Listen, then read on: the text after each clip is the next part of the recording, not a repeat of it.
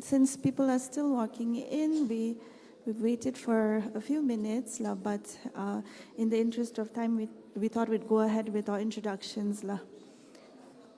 Welcome to everyone. This session's theme is Beyond the Ordinary Mind, when psychology meets contemplation. The session will be chaired by Dr. David Lees. Dr. Lees is a senior lecturer, graduate research coordinator, and sustainability lead at the University of Tasmania School of Nursing in Australia. David has a clinical background in mental health nursing, and his teaching and research focuses on the promotion of recovery-oriented mental health care and suicide prevention, highlighting the importance of person-centered, strength-focused interpersonal engagement. David's research has included evaluation of numerous suicide prevention programs, as well as the use of a mindfulness-based intervention to reduce stress and burnout in aged care staff. David is a yoga teacher and delivers weekly mindfulness practice sessions for university staff and students. Across these domains, David's work reinforces that there is a clear relationship between mindfulness and improved individual and collective mental health and well-being outcomes. I'm privileged to offer the floor to Dr. David. Thank you. Thank you. Thanks very much, and good morning. It's a real honor to be here today with you, and I'm really looking forward to these next three speakers. So, what we're about to hear about is contemporary applications of mindfulness and meditation in psychological and healthcare practice. And these three speakers will look at that in different contexts. So these kind of contemporary applications highlight the universal relevance of mindfulness and meditation. And I think what we're going to touch on is that they also challenge us to carefully consider how can this integration, these contemporary applications, be done appropriately and successfully. So I'll tell you a little bit about our speakers. First up will be Professor Pierre Philippot, who is Professor of Clinical Psychology at the University of Louvain, Belgium, where he is affiliated to the research group Emotion and Clinical Psychology. Philippe's teaching and research domains cover emotion and psychotherapy, with a focus on how emotional processes affect mental health. Pierre has founded and is presently directing a clinical centre specialised in the treatment of psychological disorders in his home university, where he is also directing the postgraduate trainings in psychotherapy as well as in mindfulness-based interventions. And then our second speaker is Maggie Zhao. So Maggie is an academic at the University of Hong Kong and former president of International Positive Psychology Association Education Division. Her work centres on human well-being and learning, approached through a lens that integrates psychology, education, humanities, health science, and data science. She is also passionate about bridging Buddhism and psychology and helping others thrive. Dr. Zhao serves on the Global Flourishing Conferences Program Advisory Council and various local and international boards. And then our third speaker today will be MMAung.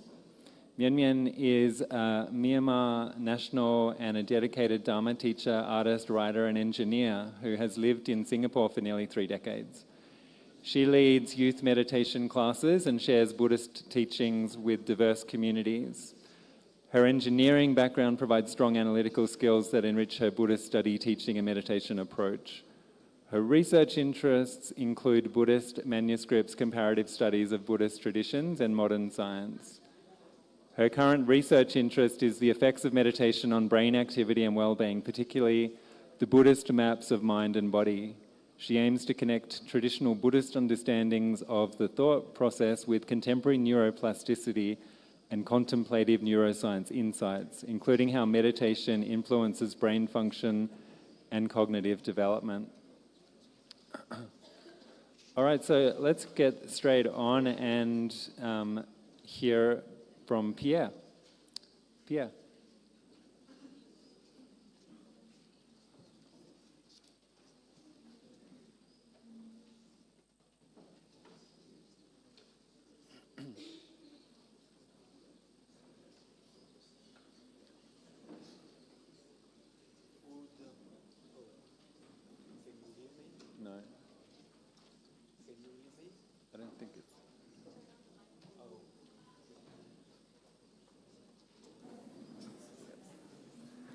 Okay, oops. Well, good late morning, everyone. Before I start, I would like to make a positioning statement. So, as presented, I'm a clinical psychologist who is using mindfulness training with the aim of improving mental health. So, I'm working in a secular setting, in a secular perspective. But I fully respect and I'm deeply grateful to the spiritual traditions that nourishes mindfulness teaching and practice. This being said, I'm not a meditation expert as such, at least in a spiritual perspective. My expertise lies more with emotion and clinical interventions. So, yeah, okay. In clinical psychology, there have been a reflection in the last, I would say, 20 years about what is really the root of mental suffering from a clinical psychology perspective. And one model has been proposed by great and famous colleague, David Barlow, that I will present to you now. Oh, oops, sorry. Trying to see if I can have a pointer.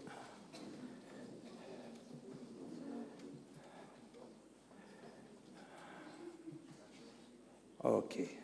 So in this model, what is stated is that if we expect to experience something negative, if we have an attitude toward this forthcoming experience as something that will be intolerable or unacceptable to us, the most immediate and natural reaction is to try to avoid making this experience or to try to suppress or diminish the intensity of the experience. The problem that arises in people who present clinical condition is that we have a failure of the suppression for different type of reasons. In clinical psychology, we consider that emotions are signal, important signal. Maybe sometimes they are false alarm, maybe sometimes they are really pointing to that something important is at stake in terms of goal or value that are related to what we are trying to develop. And that if we are ignoring and suppressing emotion, we are not able to hear the potential message that emotion is delivering to us. And so we are not in a situation where we can act on the situation in order to change the condition. So it means that the situation will reproduce itself and that the emotion will be triggered again and again and again. And there is also the fact that emotion is an inner phenomenon and that you can avoid external phenomenon, but it's much more difficult to avoid an inner phenomenon. So for all these reasons, there is a failure of this suppression that just reactivate this negative affect. To give you a concrete example, I had a patient who was experiencing a very traumatic grief, and actually for complex reasons I will not explain here, she had nobody to speak about her loss. And she was so afraid of her sadness that she was avoiding a lot of things. She was thinking that if she let sadness come in, the intensity of the emotion would be so strong that she would lose her personal balance forever. She was even thinking that there would be something in her brain, in her neuron connection, that might be definitely damaged. So she was avoiding. What was she doing? They were both musicians, her deceased companion and her, and she stopped playing music. She was a violinist. She stopped playing music. She stopped listening to the radio. She stopped listening to the television. Also, they were having different activities together. She stopped having all these activities. So this means that she was in a situation where she was losing all kinds of activities that were nourishing her, that were, how to say, forgot the word in English. Well, anyway, that were making her more resilient in front of stress, so she was losing all this. And also she had a lot of time to be hyper alert about any thoughts or signs that the memory of diseased companion would come back. So she had intrusion and memories that were popping out, and she was experiencing intense fear in this situation. So this is the vicious circle depicted in the model. And in answer to this vicious circle, there is a virtuous way out of it. And the virtuous way is about changing our attitudes toward emotional experience. Rather than considering it as something that I do not want to experience, it's to open to the experience. That means to allow the experience to resonate in ourselves in order to be able to listen to what the emotion is telling us, and then in order to be able to act according to what our value or goals are as denoted by the emotion. Okay? So this is a very important basic model nowadays in clinical psychology. And why would mindfulness would be a solution here? Well, mindfulness help people in developing emotional acceptance. Mindfulness help people to diffuse from their immediate emotional reaction. At the behavioral level, mindfulness teaches not to act, not to do what the emotion tells us to do, but just to withhold and to diffuse from this action tendency.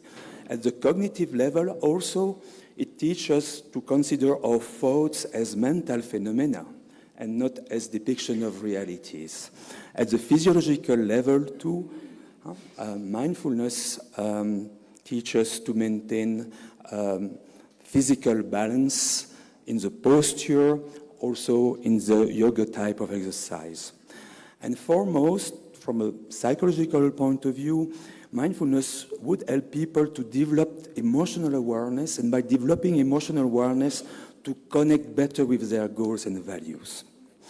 And in this context, with my colleagues, we tried to develop a simple model of mindfulness in order to help clinical psychologists to understand how mindfulness might work and how to instruct mindfulness in a clinical setting. So, how does mindfulness accomplish that? At the center of mindfulness, there is this centration on the present moment experience. And how do we accomplish that? Is by mobilizing different psychological capacity. A big part of it is attentional control. We have to be able to notice when our mind is captured automatically by something, to be able to disengage from this automatic capture and to re-engage our attention on present moment experience. And this is something that is heavily trained in mindfulness. There are a lot of studies showing that indeed mindfulness have impact on attentional processes. Another aspect is the inhibition of the prepotent response, the automatic response. Emotion generates action tendency. Emotion pushes to do things. And in mindfulness, we learn to inhibit this in order for the emotional experience to unfold so that we can learn from it. To take the example of anger, if I'm angry and if I'm acting out my anger, sometimes I may not even be really aware of what is at stake there. Why am I really angry? So the idea here is to allow anger to be there, not to act anger, to let the experience unfold in ourselves, and to be in a situation where we will be able to be aware of the goal or the value or the role that are threatened in this anger experience. Another important thing in mindfulness is that it changes our attitudes toward ourselves. First, it's learned, it's teach people to diffuse from their self, and this has been deeply elaborated in previous talks. But also, in mindfulness training, at least from a psychological perspective, a big challenge is to teach people to accept the painful experience that we all feel when we notice the gap between who we are and who would who we would ideally want to be. So we are not the ideal we want to be. And when we are doing mindfulness practice, this really is brought to our face sometimes quite violently. And we have to develop self-acceptance and self-compassion in order to accept this gap. So we are mobilizing this psychological capacity in order to be centered on our immediate experience, and this centration allows us to develop our emotional awareness and our self-awareness. And by developing this awareness, we are also developing awareness about our goals and value. Why?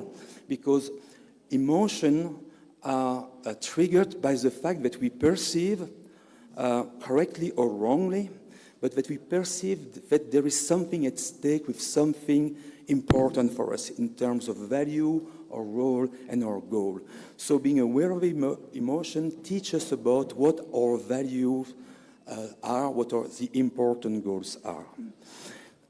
And so it allows us to engage more in valued action, to have a more ethical behavior. This is also made more easy.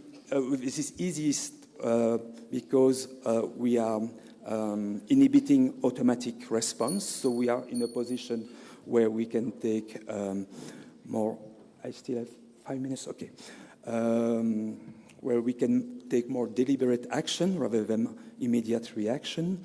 And very importantly, the fact that we are aware of ourselves, of our value, and that we may act more according to our value will also impact on the way we perceive ourselves. So there is here several virtuous circles that are put. And how does this relate now to psychopathology? Well, the most important thing you saw in the model I presented is that emotional avoidance or emotional repression. And here, by centering on our present experience, we are actually making what we call a psychologist experiential exposure. So it means that we are not avoiding painful emotion anymore. We are allowing them to be there, but with a specific attitude. Also, when we develop our capacity of inhibition, it means that we work on impulsivity. And impulsivity, it's also an important issue in mental health. By attention control, we also work on rumination, and we have data on this. We work on rumination, and this has been mentioned by, I think, basically all the speakers yesterday, that rumination was problematic in our balance. We also work on attentional bias. When we are anxious, we tend to concentrate on threats. When we are depressed, we tend to concentrate on depressing things. And by relocating our attention on present moment, we are countering this bias. Change on the self brings more self-acceptance. And finally, we are changing profoundly the way we see ourselves through the fact that there is this action through experiential avoidance, and the fact that working on attentional bias will also impact on our memory and evaluative bias, because we can only memorize things that we focus on. And also, when we make an evaluation, we make an evaluation on the data we have at the time. So we have if we have an attentional bias, we select data that will bias our judgment too. Okay, I think it's time for me now to stop if I want to keep track with time. So what I wanted to show is that mindfulness training might have a very important effect on core mechanism in psychopathology, and that hopefully this model might help practitioners in order to see when mindfulness is indicated and how to instruct it in a clinical setting. Thank you very much for your attention.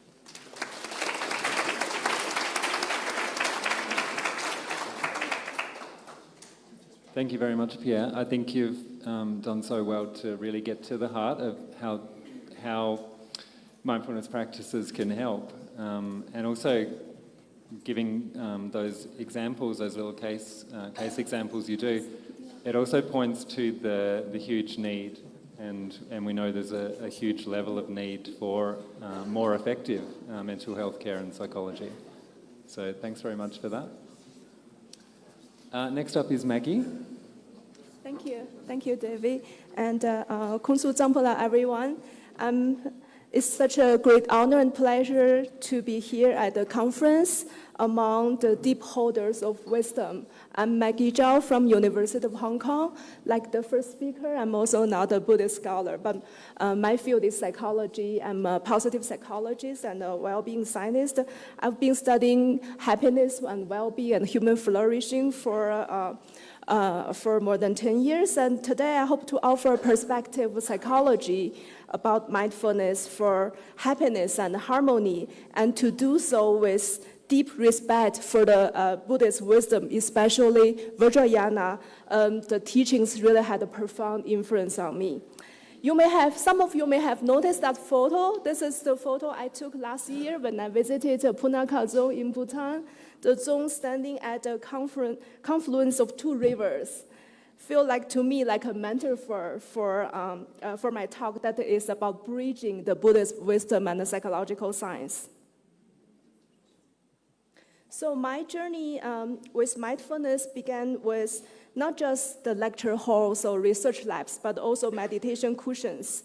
Through doing retreats and listening to many Dharma talks, mindfulness to me become not just an intervention or a technique, it is a way of living. So today I share from the intersection between the East and the West, just like myself as an Asian-based researcher and got training in the West. And also I hope to bring the perspective from my scholarly work, my reflections, and also my personal experience. So what is mindfulness? Whether we come from the lens of the Dharma or psychology, mindfulness invites us to pay attention, not just to what we are doing, but to how we are being. As Dzongsa Khyentse Rinpoche in the Bhutan Innovation Forum said, acknowledging that we have a mind is the foundation for mindfulness. To me, the scientific language of psychology and the lived wisdom of Buddhism are not separate worlds. They are different ways of seeing, and each offers insights that could enrich the other. So when we speak of mindfulness today, we often hear it in circular contexts, used to reduce stress or improve focus, but the roots goes much deeper. So in the Pali Canon, sati or mindfulness is not just about present moment awareness. It is an essential part of the holistic path, one that includes ethical conduct, meditation, wisdom, and compassion. This path is aimed at not just for feeling good, but also about seeing clearly, living ethically, and then ultimately freeing the mind. So across various Buddhist traditions, mindfulness is practiced in the context of larger aims like awakening, liberation, and compassionate action. Especially in Vajrayana, as practiced here, mindfulness offered powerful methods to transcend duality with a pure perception. And in recent decades, contemporary science, particularly psychology, has begun to engage deeply with these traditions. We now see, for example, mindfulness-based interventions being used in healthcare, in education, and in therapy, with research showing the benefits for stress reduction, emotion regulation, attention, and even about brain plasticity. So this is where I see a useful metaphorical analogy that I like to think of psychology is a little bit like a Western medicine. It is focused, evidence-based, often offer a quick fix for the daily struggles. From the lens of relative and ultimate truths, we might say psychology operates more at a relative level, offering tools to help people to cope, to function, and to grow in the daily life. So mindfulness is often framed as a tool for reducing stress, anxiety, and depression. But while this is true, but this is not the full picture. This is only part of the picture. Just as well-being is not the absence of ill-being, alleviating suffering is not the same as nurturing flourishing. So in one of my papers, I explored the relationship between surviving and the thriving, and I found the thriving and so ill-being and well-being, they are related, but they are distinct from each other. So rather than seeing mindfulness as a way to fix what is wrong, we can start seeing it as a way to nurture what is right, to build inner wisdom for lasting happiness. And also in recent years, research has started to explore the positive psychology side of mindfulness, its role particularly in fostering well-being and thriving. Positive psychology defines happiness not just as positive emotions, but also involves, for example, meaning, engagement, relationship, and accomplishment. Also, studies have shown that regular mindfulness practice is linked to greater life satisfaction, emotional balance, a stronger sense of purpose, and compassionate relationships. So mindfulness is not just a tool for alleviating suffering, but as a pathway for promoting human flourishing. That said, more research is needed to understand the full range of benefits mindfulness offers. So mindfulness not just offers the healing benefit, but also it has potential for flourishing. And in particularly, the role of harmony, a concept deeply rooted in traditional mindfulness teachings, has been underexplored in the contemporary psychological science. So it presents a rich opportunity for future work. Now let's turn to the idea of harmony, a quality that sits at the heart of many wisdom traditions, but has received little attention in psychology. In Buddhist thought, harmony arises through right conduct and balanced living. When we let go greed, hatred, and delusion, the mind becomes more open, more settled, and more connected. Also, harmony doesn't stop at the individual level. It extends outward.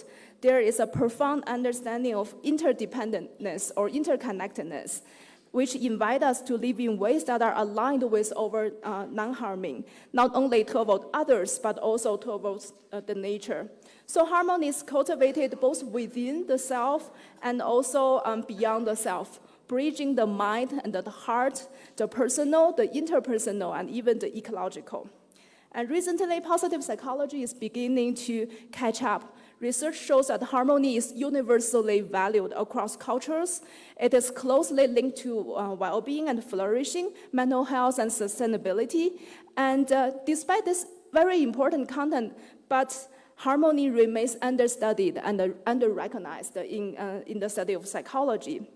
So this gap suggests a real opportunity to bring the ancient wisdom and modern science into deeper dialogue so that we can better understand how harmony contributes to flourishing at every level of human experience.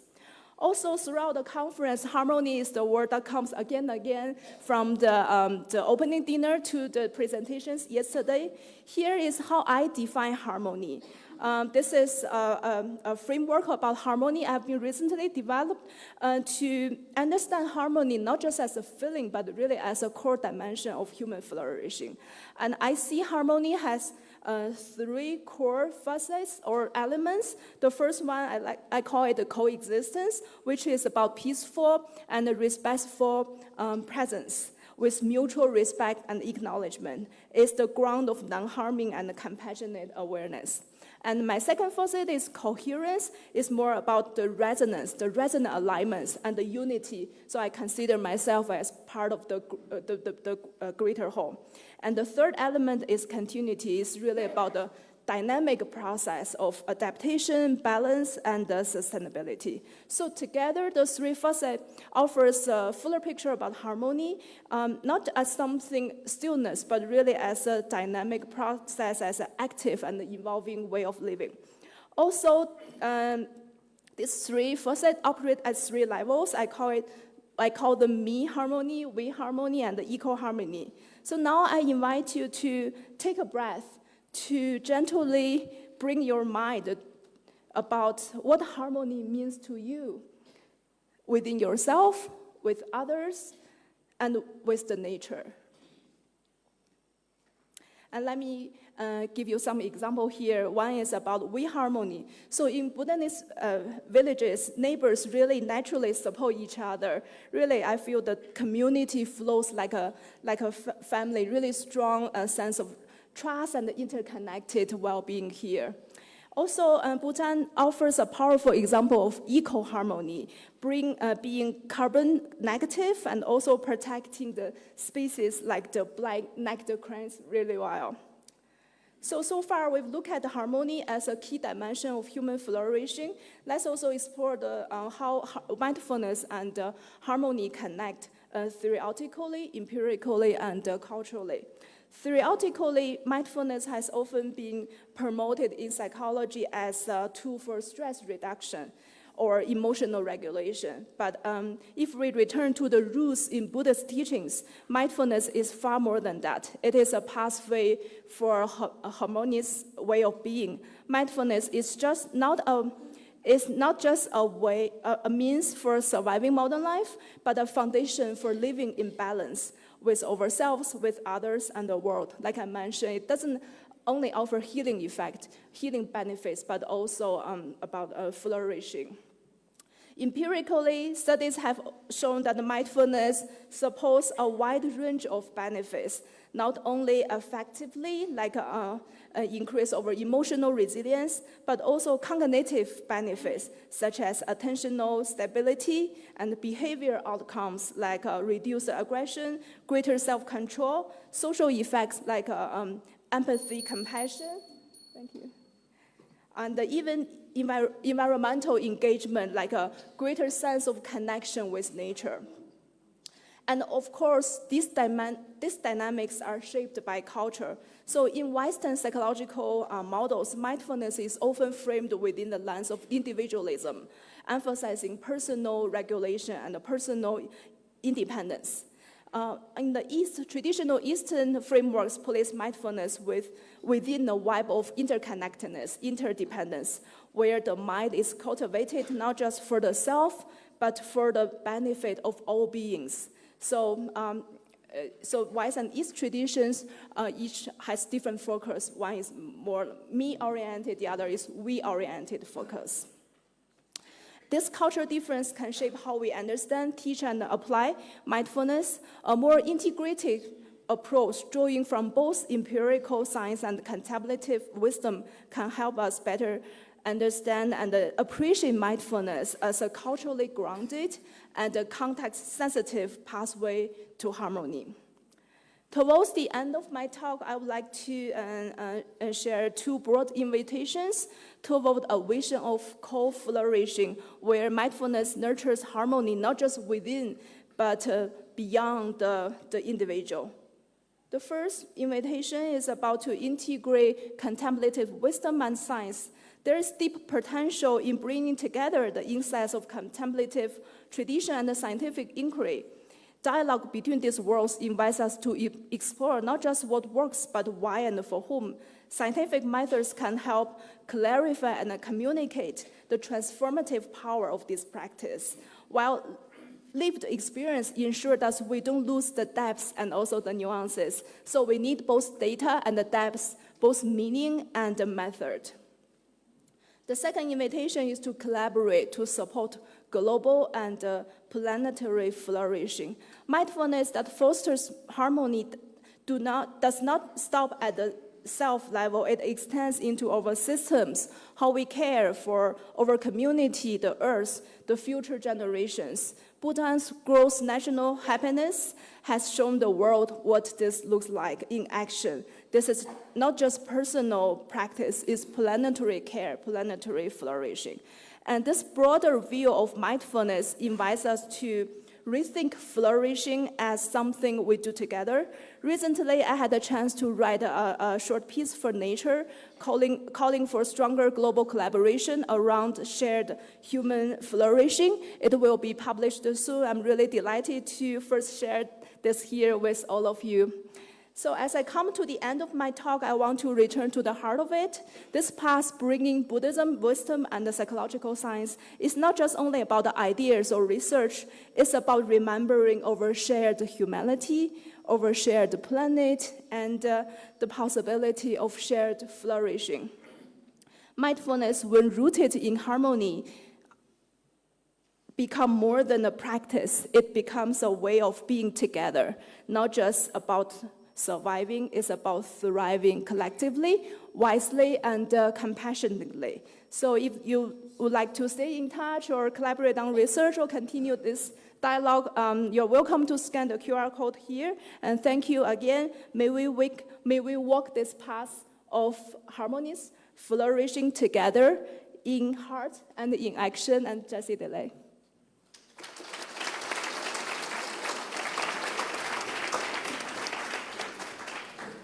Thank you, Maggie. That was just wonderful, and I think just so clearly and so direct to the heart of how can contemporary interpretations maintain the depth and honour the roots of mindfulness and meditation. I think this focus on values like harmony, it's exactly what is needed. So thank you so much.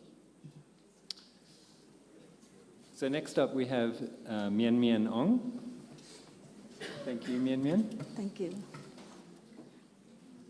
Namo tassa bhagavato. Sorry. Namo tassa bhagavato arahato samma sambuddhassa. I respectfully pay homage to the Buddha, the Dhamma, and the Sangha. Welcome to my presentation. I extend my respectful greetings to the venerable members of Sangha, distinguished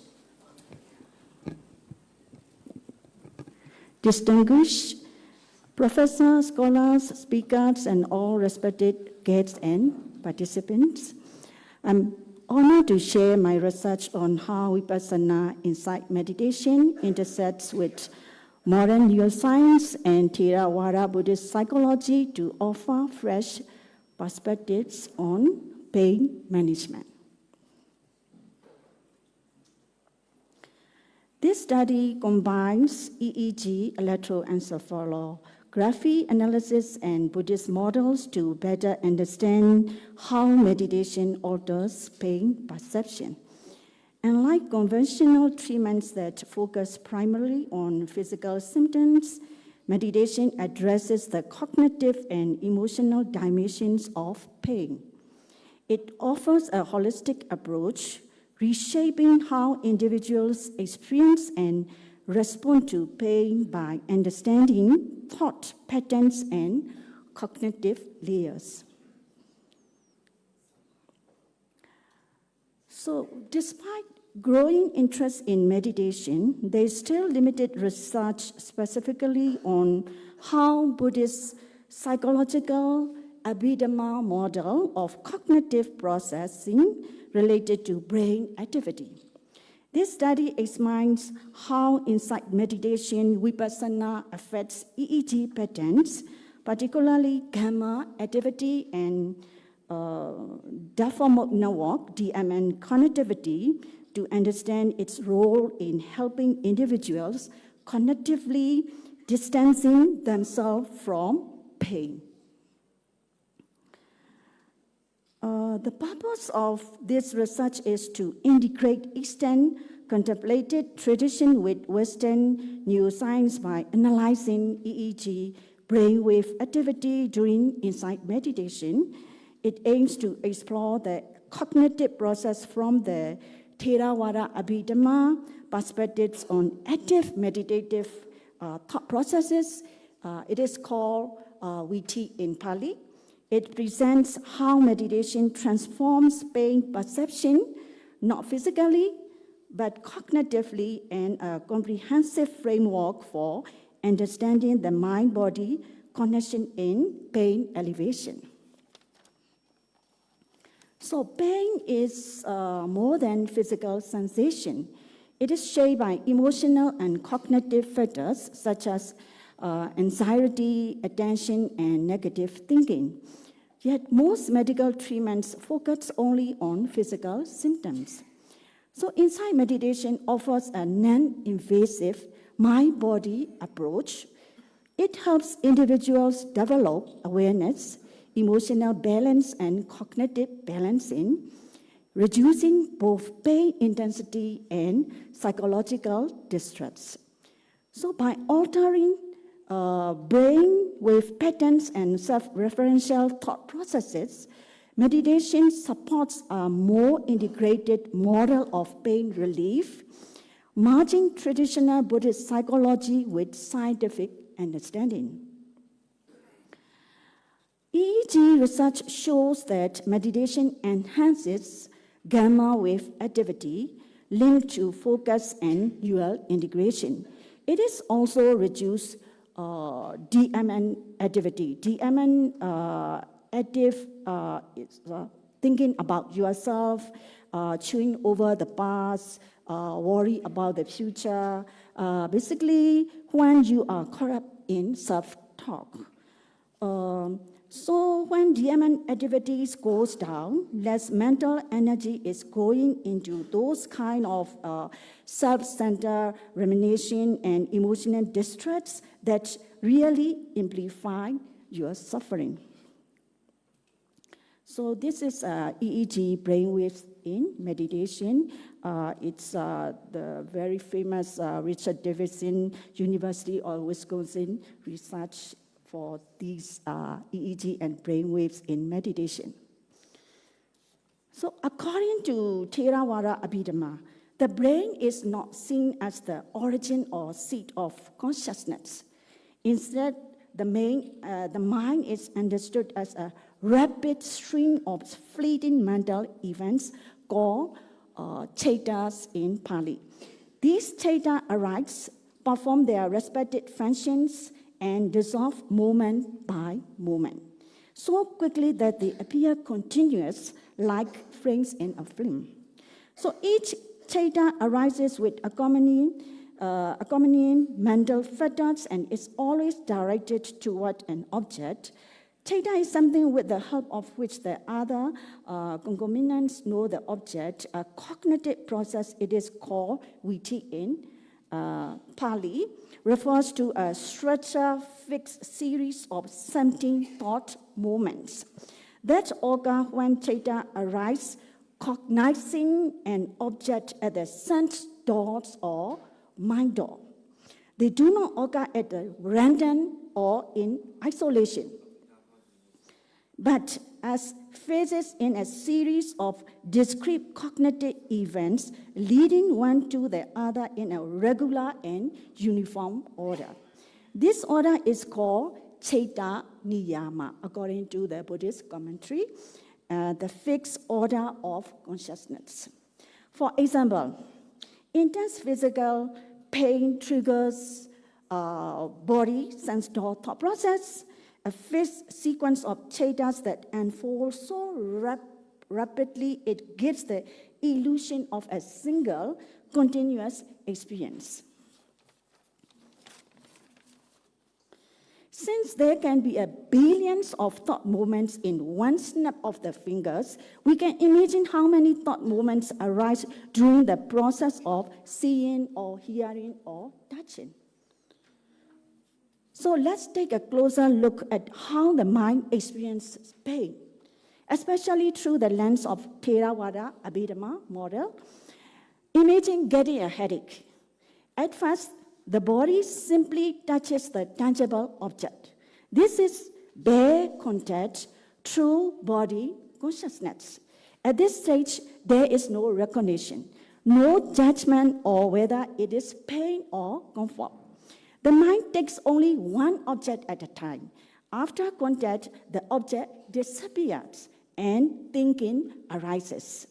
The object then reappears through recollection, shifting to the mind or process. In Pali, we call manodwara viti.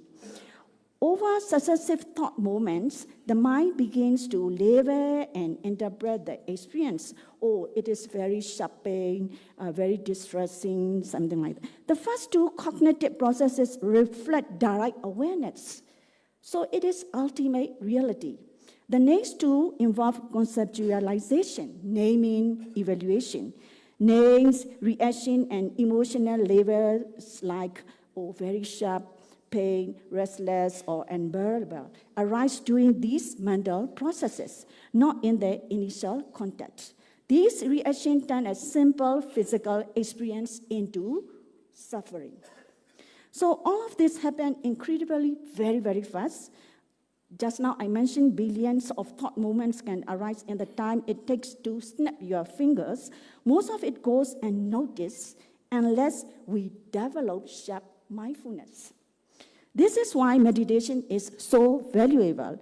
By slowing down and observing those processes with mindfulness and clear comprehension, we begin to notice how we add layers of emotional reaction to raw sensation. Through clear awareness, we can interrupt this chain and reduce suffering. The Abhidhamma gives us a detailed map of this mental territory.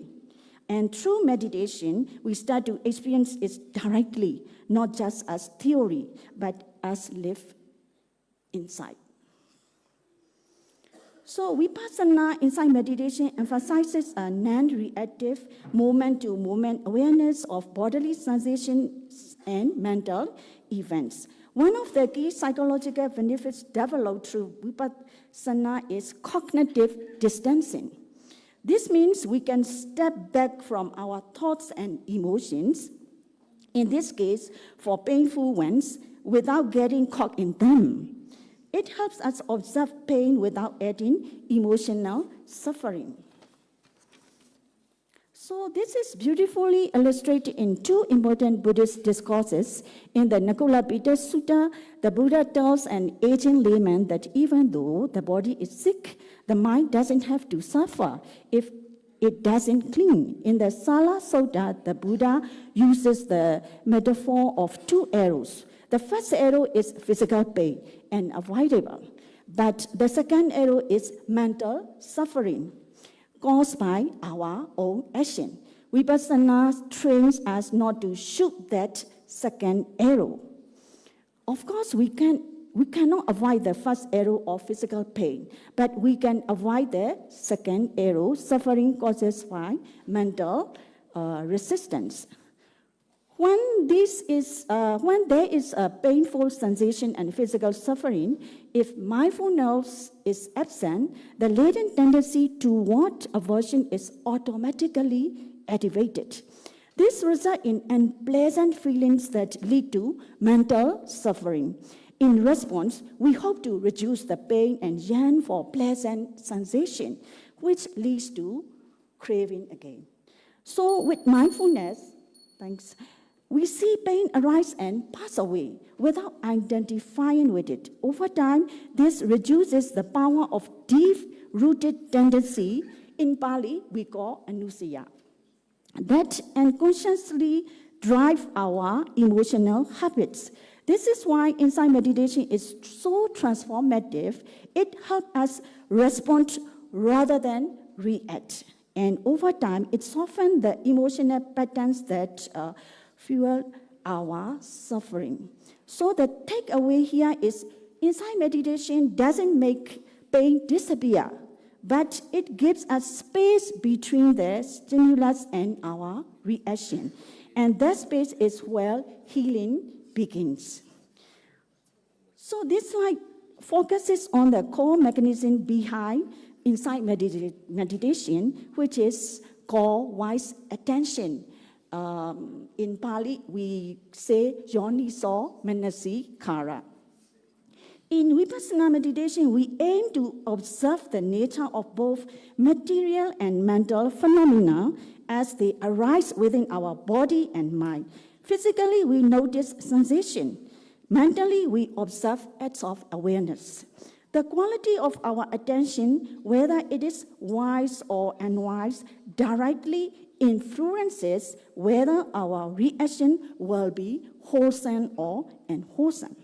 So it is not just the object we experience that matters, but how we attend to it.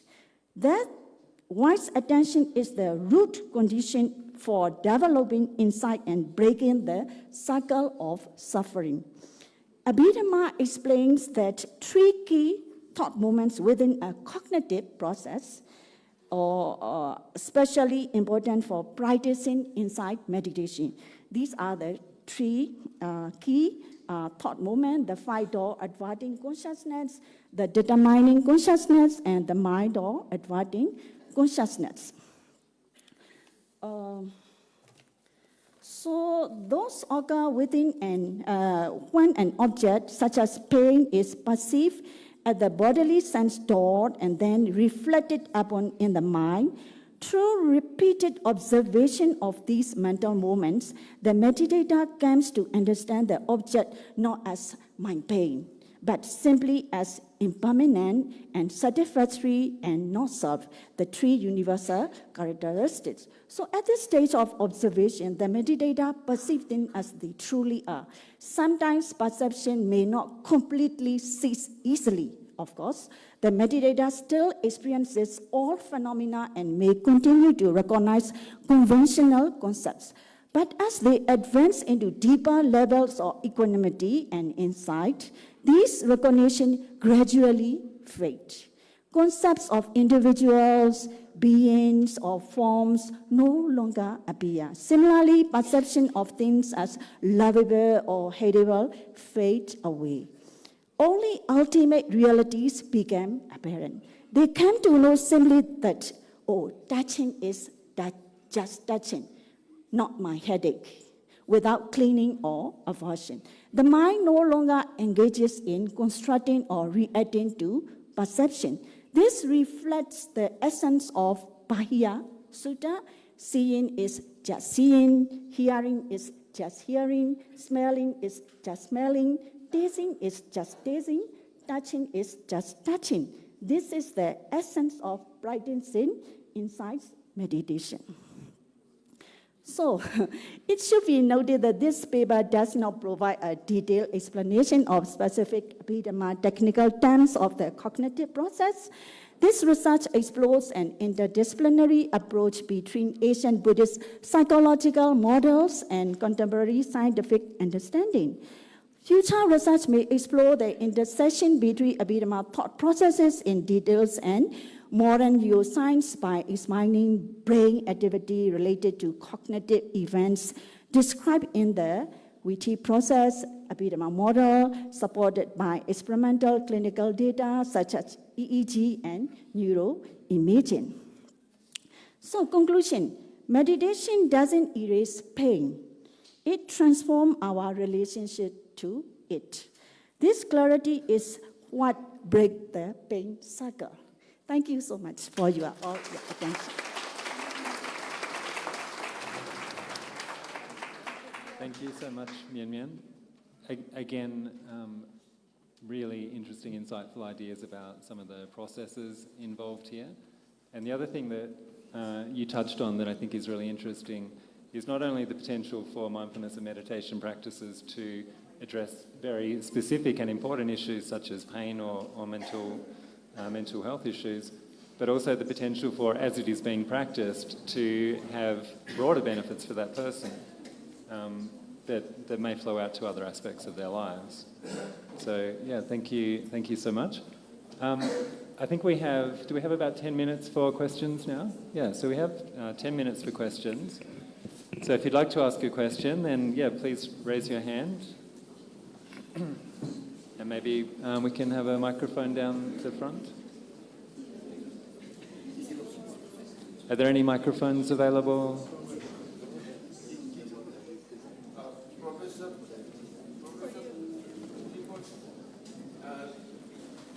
Do we have... Sorry, do we have a microphone available? Or you could come up to the front just so the audience can hear as well.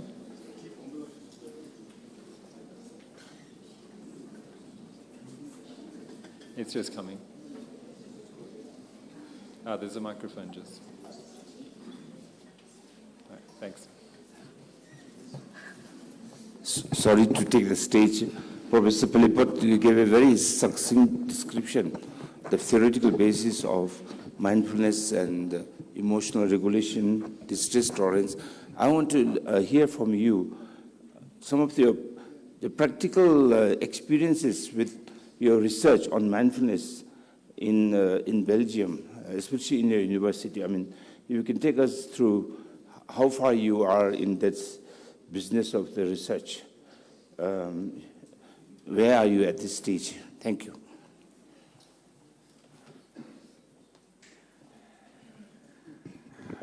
Well, we are all interdependent, also in research, so we are just relying on the connection and research that are done all over the world now.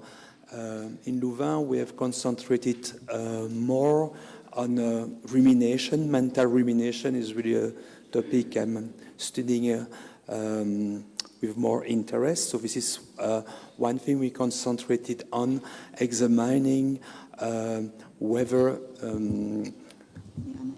8 weeks mindfulness training practice had impact on rumination, on a certain type of rumination. And what we were able to demonstrate was that it was helping to reduce a type of repetitive thinking that tended to be evaluative and that tended to be overgeneral, and that it's known in clinical psychology to maintain state of depression and anxiety. And it was also how to say, enhancing another mode of thinking that was much more concrete and based on a present moment and not on past. And also, this is one trend, and the other thing we are studying, it's how mindfulness program in teenager might help in improving their mental health. First, to understand the mechanism linked, for example, to body awareness or to the construction of identity, but also trying to make this program, how to say, motivating. This is a big challenge. It's to have adolescents get into the program and really practice. So I really invite you to come to the conference this afternoon of my colleagues Marbella and Gwenaël, who will speak specifically about this program. Thank you. Thanks, Pierre. Looks like there's lots of questions. I think over here had the hand up earlier.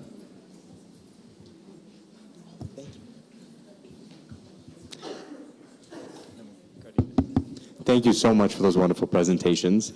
Maggie, you had a diagram at one point. It had surviving on one end, thriving on the other, and then languishing in the middle. From my understanding, languishing is not a good thing. Did that imply that if you're not doing one or the other, you're in this limbo that's unideal, and you should be either focusing on surviving and then jump to thriving? I'd love if you could expand on that, please. Thank you. Thank you for the wonderful question. So basically, languishing is about the stage of like a stagnation. It's like a neither feeling, neither well-being or neither ill-being, something in between. So, I mean, the saying that is about well-being is not the absence of ill-being, like as you know, the founder of positive psychology, Martin Seligman, said the best you can go is neutral, which is the languishing state. So I will have two different interpretations. One is neither being well, neither being ill. But another thing is really a mixture of feeling a little bit well and feeling a little bit ill. So it's also like a dynamic process. Sometimes I feel a little bit good, but sometimes it's not that good. So it's fluctuates, depends on situations. Thank you. Thanks. Thank you, panel members. I would like to thank all the panel members. It was a wonderful talk. My name is Padam Kumar Rasaili, and I am currently a PhD student in South Asian University. And I would like to direct my questions to Dr. Maggie. So, as you have mentioned that mindfulness as a way of living, and you have also given a lot of examples, even given the examples of Bhutan, like the philosophy of GNH, that we are in the development philosophy. And like if we see even the other countries also, like they have like, for example, like sufficiency economic theory, like Thailand, they use for development things. So based on that, like after hearing you, so I could find like we are just giving more to these micro practices rather than this macro understanding of the values. So based on this, so what we understand today, the sustainable development, like it can be a very monolithic understanding. It can be a very Western-centric values that came from there.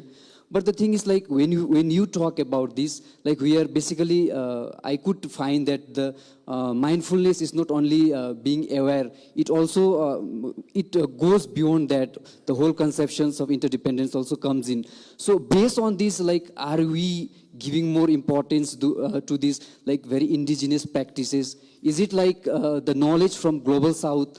We are also giving giving more attentions to this. I just would like to hear your opinion on, is it like we are try to focusing little beyond the global values, focusing on more this indigenous practices, local practices and all. Thank you.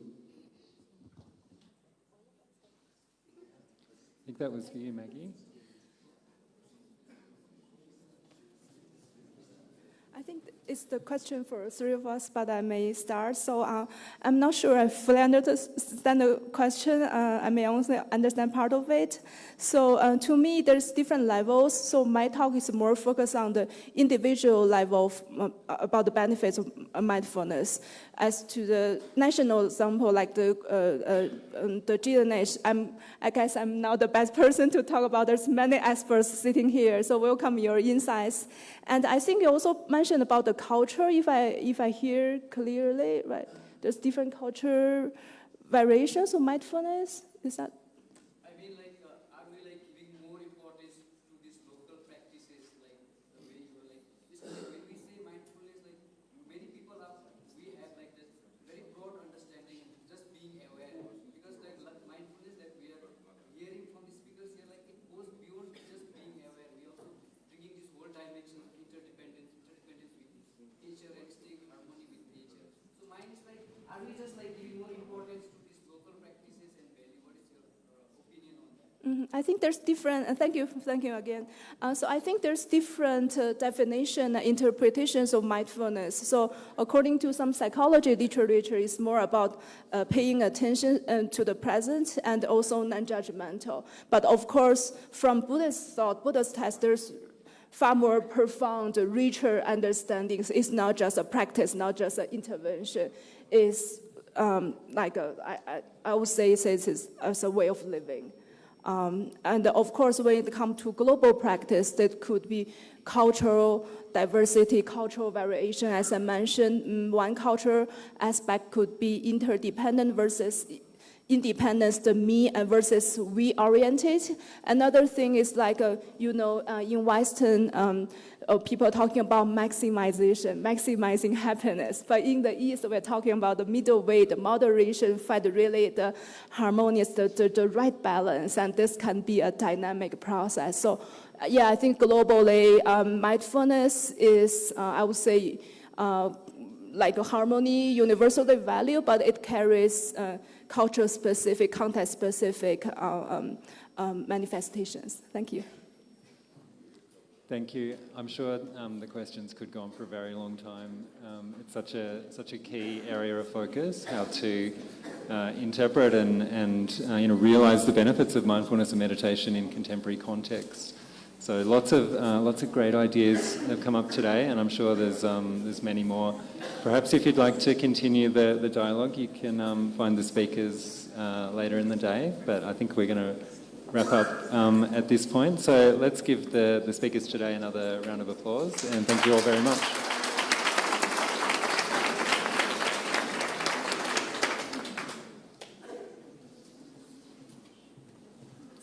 Okay, thank you so much, La, for a wonderful session. We would now like to invite everyone for lunch. It'll be served at the same places as yesterday. And thank you, La.